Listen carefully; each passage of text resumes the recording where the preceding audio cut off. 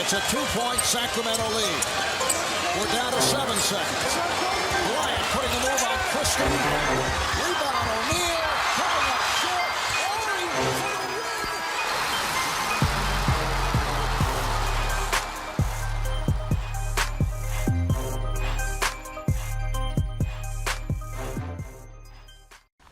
And welcome to the Beta LA podcast. This is actually a video I'm doing for YouTube that I'm going to upload as a podcast. So if you guys want to watch it as you follow along, just go ahead and search for the Beta LA podcast on YouTube. And don't forget to subscribe to the channel. So what we're going to do here is we're going to listen to LeBron's interview at Lakers Media Day. And I'm going to jump in from time to time. As promised, four-time MVP and brand new LA Laker LeBron James has entered the room. You see the phones and the cameras all set up to record his entrance. And his news conference is coming up live here in just a moment's time. So many expectations now with the King wearing Laker gold and purple, that iconic uniform. And here he is. Can I just say that I really like the new Laker uniforms. I love that they brought back the Showtime look with the numbers and the shadowing on them. I just wish they weren't as bright. They seem almost fluorescent to me.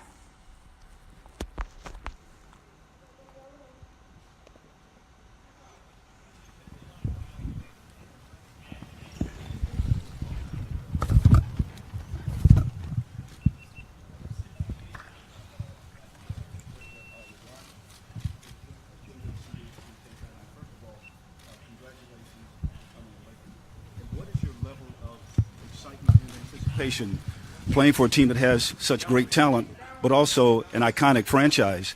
And in addition to that, what was it like having Magic right down the street from you an hour before he was supposed to meet with you to talk about becoming a Laker? Come on now. Who the hell are we kidding? Magic was not down the street an hour before free agency began. Shoot, he was probably in the house all day. Probably got a room at LeBron's house and was probably cooking him dinner at the time free agency began. But I do appreciate LeBron playing along because Magic has collected enough tampering charges and he doesn't need another one. Well, I mean, I think the excitement around the game for me in general, no matter what uniform I'm in, I'm just always humbled that I'm able to play this game at this level. I think we all know, and it can speak for itself, that this franchise has been a historical franchise in this league for years. You know, don't even have to talk about the years they won championships, talk about the players that came through this franchise, that's worn this uniform. So that's an excitement in its own right. And then it's just always humbling for me anytime I get an opportunity to be a part of something special. And I believe the conversation I had with Magic that night was a special night. So I'm happy to be in this point today. Make no mistake about it, people. LeBron knew he was going to be a Laker since last year. Probably the second that Kyrie signed with the Boston Celtics, he made up his mind to come to LA. See, LeBron's not stupid. He's very image conscious. Probably the most image conscious athlete I've ever come across. And he knew he dodged a bullet last year when Kyrie got hurt and missed the Eastern Conference Finals. I have no doubt in my mind that had Kyrie been there, the Celtics would have beat up on LeBron and the Cavs, creating a very embarrassing moment for LeBron's legacy. Because going 3-6 in the finals is one thing, but having your ass handed to you by a star teammate after he leaves you is a completely different thing. It would have changed LeBron's legacy and also changed the dynamic about who really needed who in Cleveland. So LeBron needed to get out of the East as soon as possible, and that's why he signed with the Lakers.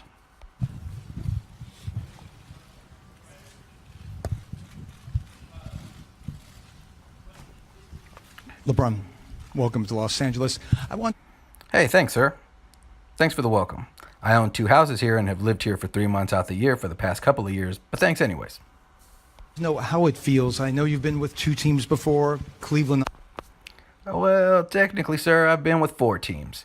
Cleveland the first time, Miami, Cleveland the second time, and don't forget how I had the GM blow up the roster last year and get me a whole new team mid-season. But who's counting? You were saying, sir? Obviously, we all think of you probably most with the Miami experience. You did very well there. What is it like to move to another place? I know you live here during much of the season, so it's not like a brand new experience, but what?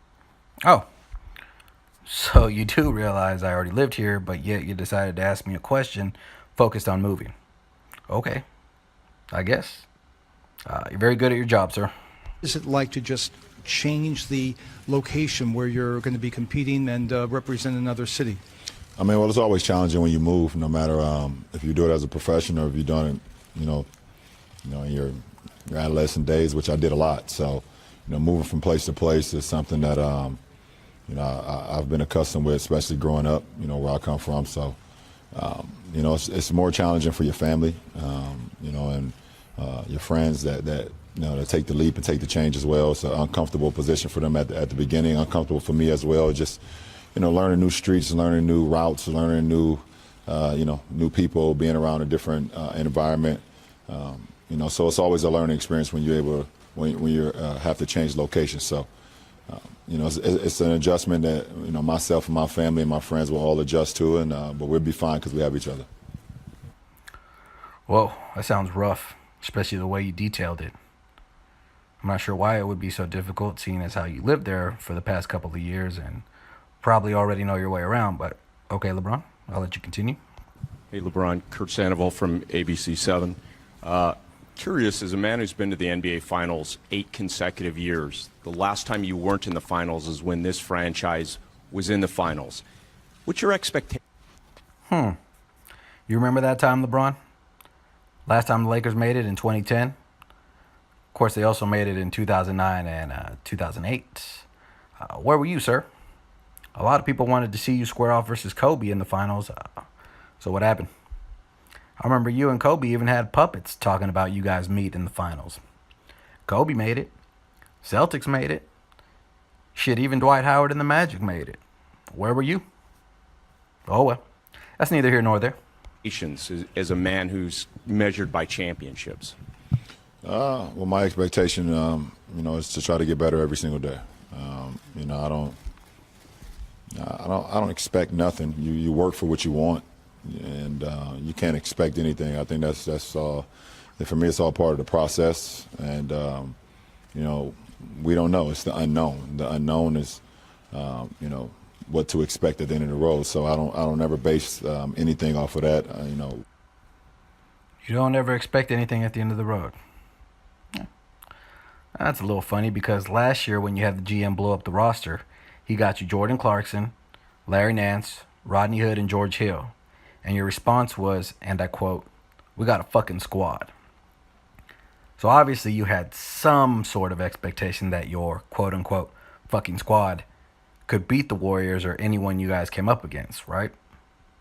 But now with a clearly better team from top to bottom, you don't have any expectations? Seems a little sketchy to me.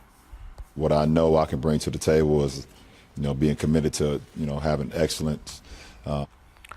Committed to having excellence. Can you explain that to us, please? What's that mean?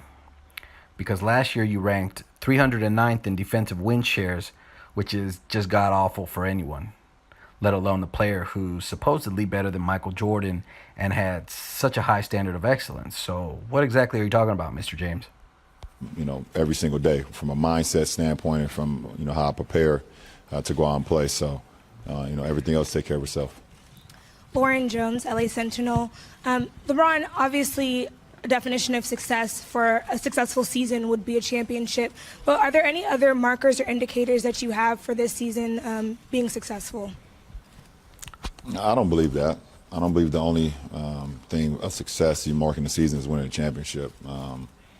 There's only one champion, but that doesn't mean you're not, not successful. I think, there's going to be wins and losses and things of that nature, but what you can control is how you prepare every day, how we prepare every day to try to get better every day.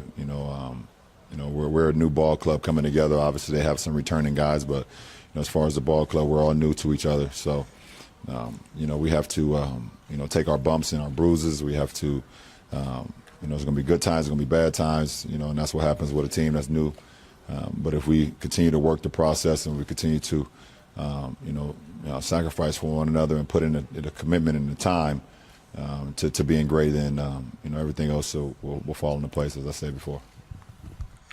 Lakers fans, I hope you're paying attention to what he's saying. He's taking on that same tone he did last year when he basically conceded the finals to the Warriors after Game 1.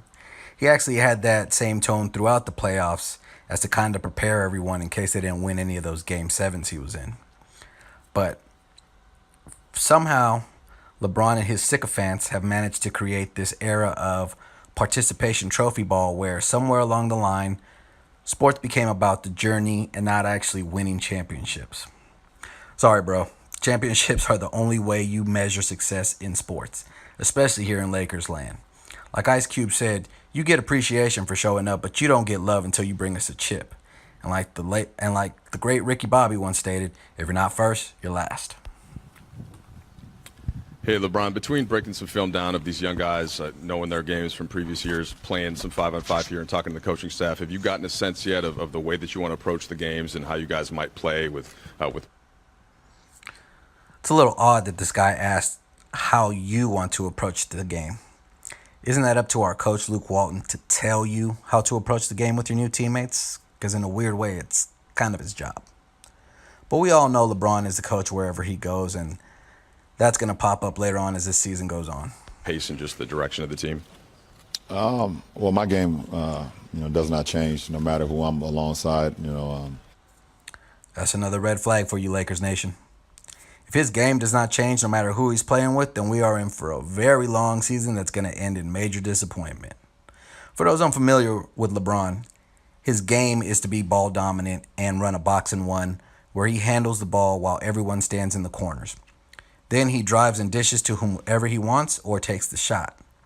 Now, this system may work against shitty teams with low basketball IQs, but it does not work against the Warriors and Spurs-type teams in the league. This should also be a major concern because we have been trying to implement a Warriors and Spurs-like offense for the past 2 years. This offense is pass-heavy and relies on players moving around while off the ball with no one player really being ball dominant. So if he implements the LeBron system, that's all out the window. I believe my game can fit with anybody. I'm a team-first guy. I love passing the ball, love sharing the ball. And then watching these guys from the outside looking in, the level of pace that they play with, I'm excited about. I love getting up and down and running and things of that nature. So, but I think Luke and the coaching staff will let us know what they would like for us to, how we can be great, and we have to practice that and we have to implement that every single day in order to accomplish what we want to accomplish. Hey, LeBron, Bill Oram with The Athletic. 2 questions. One, can you drill down to the moment you decided to make this move and that you wanted to be a Laker? And then, and what was that like, kind of as you kind of took in what that would mean? And then 2, so much to talk about what you can do for the young guys. I'm curious what you think the young core that has been in place for a couple of years will do for you. Well, I have a team, and to answer your first question, I have a team that we all come together. We've done this before.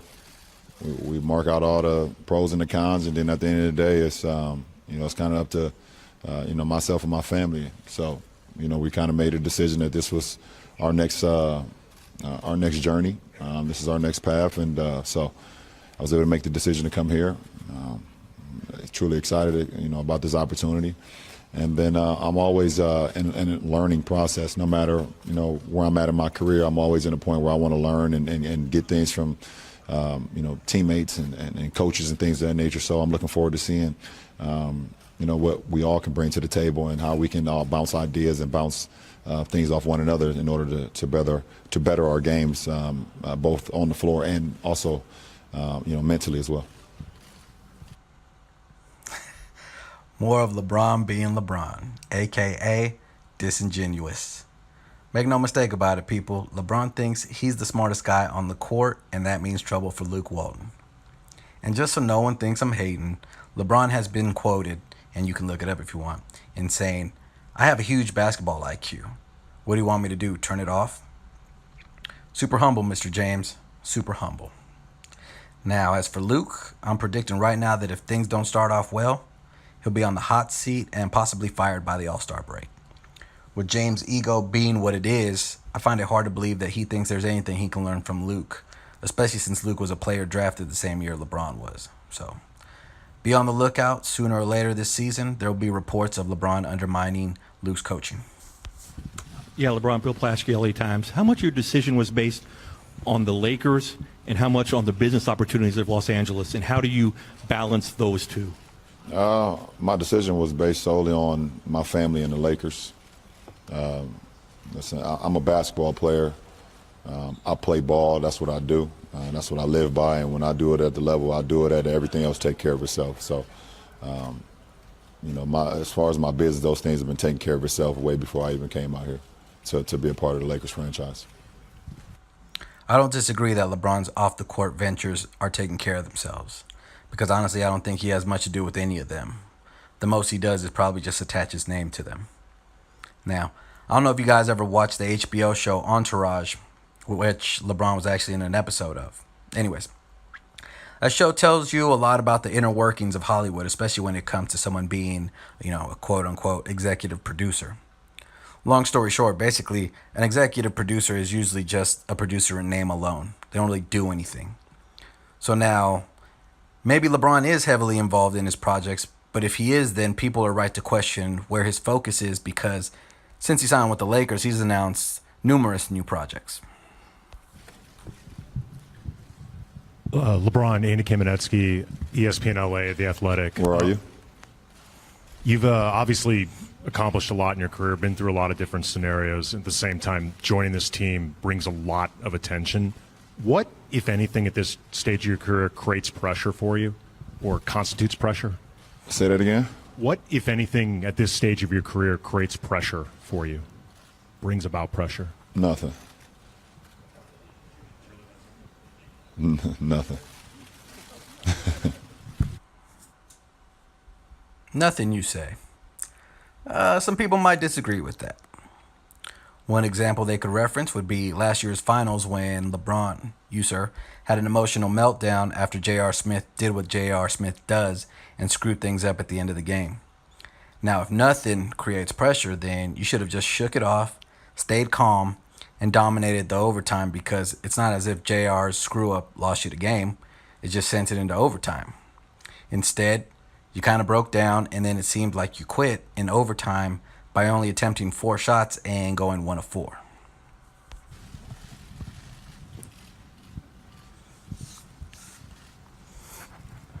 LeBron, you're the far back at your... Hi, Marcelo Correge from TV Globo Brazil. People still think about what this Golden State Warriors team can be in the league at this moment, because they keep adding pieces to the team, and sometimes it looks unfair. But you have a young core here with you and some talented players as well. Do you think that this Los Angeles Lakers can beat Golden State in the Western Conference? We got a long way to go to get to Golden State. They could pick up right where they left off, starting with training camp. If they start today or whenever they start, we're picking up from scratch. So we have a long way to go. We can't worry about what Golden State is doing. Golden State is Golden State, and they're the champions, and they've been together for a few years now. So, we put that to the side. We can only focus on what we can do to get better every day as a Lakers franchise, and hopefully someday we can put ourselves in a position where we can compete for a championship, as Golden State has done for the last few years. There it is, folks. LeBron making excuses before the season even starts. Like I said before, this team from top to bottom is better than last year's Cavs team, which almost took Game 1 and 3 from the Warriors. So why couldn't this team then beat the Warriors? And even if you can't beat them, where's the optimism for your team to rally around? If I was a teammate of LeBron's, I would listen to this and think to myself, he must think we ain't shit. Like I stated before, add Clarkson, Nance, Hood, and Hill to the Cavs, and all of a sudden, James is like, quote unquote, we have a fucking squad.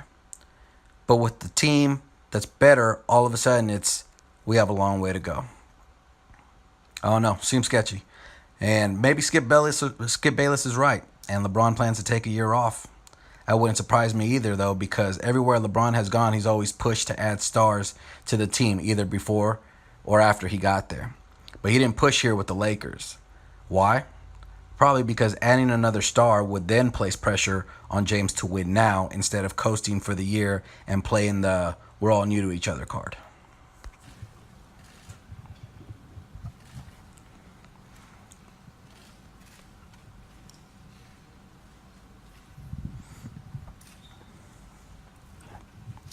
Josh Peter with USA Today right here, LeBron. between the movie project, the TV project, the documentary, the HBO show, how do you juggle off the court stuff and on the court stuff and keep it from becoming a distraction potentially? How long have you been following me? Huh? Apparently not long enough. There go your answer right there. Way to be a condescending prick, LeBron.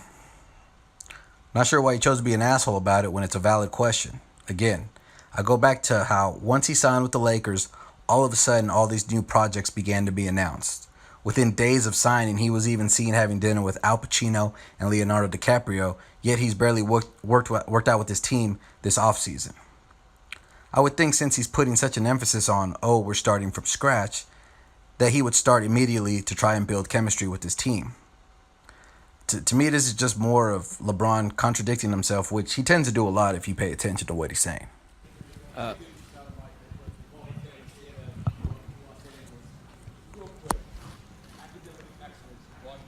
did you make of Tiger Woods winning that championship yesterday at 42 years old? To be honest, I didn't get an opportunity to see it. Sunday is usually, for the most part, family day with me and my kids and football.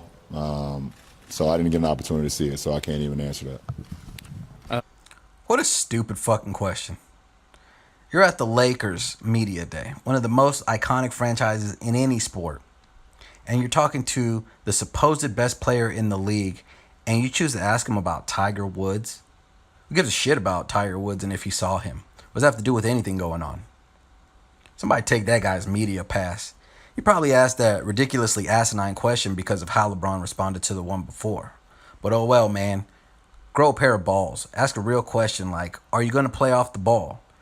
Are you going to try to implement the LeBron system here in LA? Something along those lines. LeBron, over here, Young Masuki, ESPN.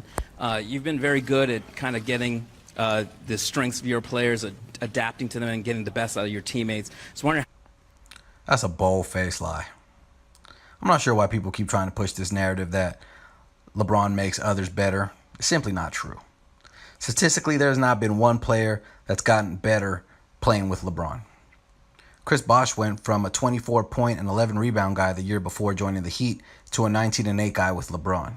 He didn't average over 20 points again until LeBron left. Same thing happened with Kevin Love. Why is that? The answer? It's because LeBron doesn't utilize what his teammates are good at. He relegates everyone to spot-up jump shooters, even if that's not their strength. Love and Bosh should never have been positioned at the three-point line. Instead, they should have been on the post, and the team should have played inside-and-out basketball. But LeBron can't have that because in the LeBron system, he wants the middle cleared out so he can drive in on smaller defenders, which, in essence, it's not a terrible system, but it doesn't make other people better. That's just false. How do you see all these pieces fitting? There's a lot of multiple ball handlers, versatile players. How do you see that? How do you envision this fitting? That's definitely exciting, for sure. When you see how many multiple ball handlers, how many guys that can do multiple things, pass, shoot, rebound, put the ball on the court, get out and run. So, it's going to be, fun to see how I can implement myself into that, and we can all implement each other and get the best out of each other. So tomorrow's going to be the start of, it's like the first day of school, for me. You know what to expect, but at the same time you don't know what to expect. Me being my first time here, part of this franchise and this system as well. So I look forward to seeing how I can work and how we all can work together. And it does sound exciting if LeBron doesn't resort to what he knows, which is being ball dominant, because playmakers can't make plays if they never have the ball. I'm actually very curious to see what system the Lakers use, Luke's or the LeBron system. I think if LeBron willingly evolves his game to where he plays mostly in the post, then this Lakers team is going to be very tough to beat. But that means LeBron has to trust his teammates, and we have yet to really see that.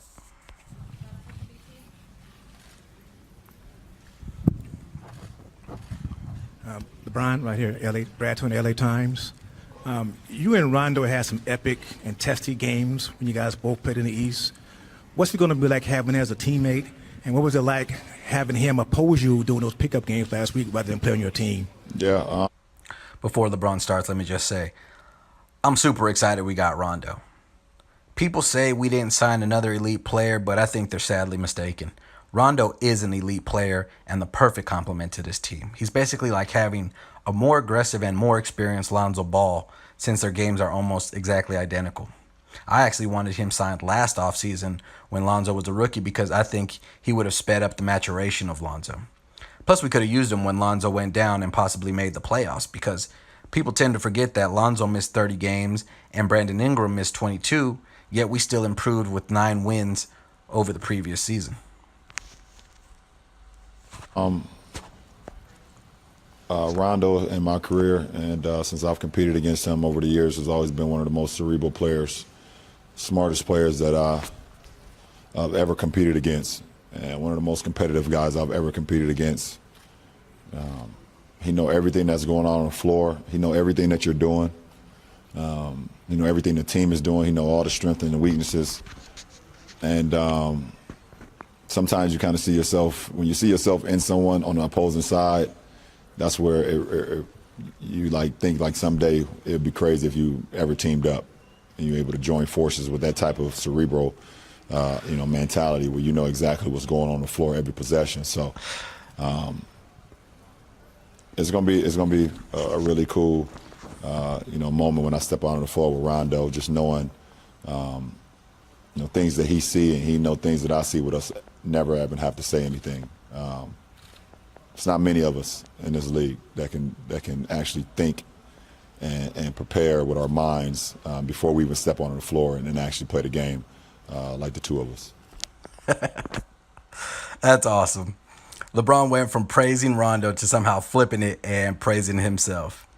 So, good job, LeBron, with the humble brag snuck in there. It was pretty funny. But well, that's it for this episode, folks. Don't forget to subscribe to the Beta LA podcast on iTunes, Google Play, Stitcher, and YouTube. And you can also hit me up on Twitter at Bay Podcast. Like I always say, time is our most precious resource, so I appreciate you guys using some of your time to listen to the show. Much appreciated. You guys take care and look out for the next episode.